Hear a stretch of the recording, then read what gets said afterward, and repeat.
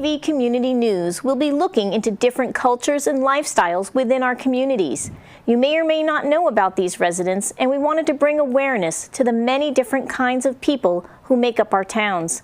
Tonight, we take our first look into the Quaker community in Pembroke. The Quaker religion began in England and came to New England in the 1600s. Quakers believe in seeking their inner light to be close to God, and it's done in everyday activities. Quakers came to Pembroke in 1706 and built a meeting house. PACTV Community News met up with local Quakers at a meeting to learn more about them and their life. The official name for Quakers is the Society of Friends, but that's a lot to say, so everyone calls us Quakers. It's been, shortened down to Quakers for hundreds of years. The Puritans came to this country to practice their religion. They wanted the freedom to practice their religion. They came to the New World. When the Quakers came, the Puritans sort of said, "We don't like you. Go away." Quakers were hung on the Boston Common. They tarred and feathered them and rode them out of town on a rail, and because they felt threatened. They ended up coming down here onto the South Shore and down into Rhode Island, and they ended up going up into New Hampshire and up on the North Coast, the North Shore, and there were quite a few very large Quaker communities. The building is basically split into 4 sections. The 2 upstairs balconies were for the children. Generally, the girls would be on one side, the boys would be on the other.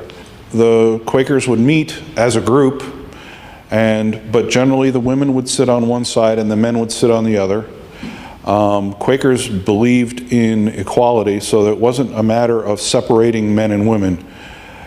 What they wanted to be able to do was, during meeting for business, when the Quakers would sit and discuss business related items, the men had their business that they did, and the women had business that they did.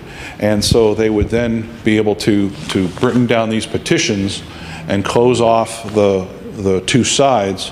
Very, very early meetings, having people who were in charge of keeping members awake. And so you would get a little flick with a branch, or what do they call it, a switch, to wake you up if you were snoring. We don't do that anymore. We just let you snore. Now, we had already been coming down here and having meeting here for July and August every year.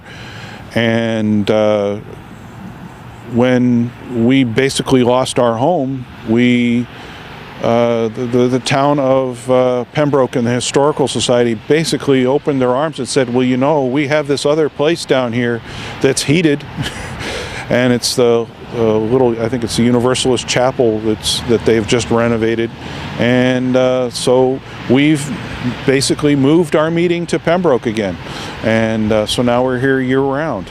And this year we had meeting in here June through September. It's nice because we're located in one area in one town, and it feels good. It's just comfortable.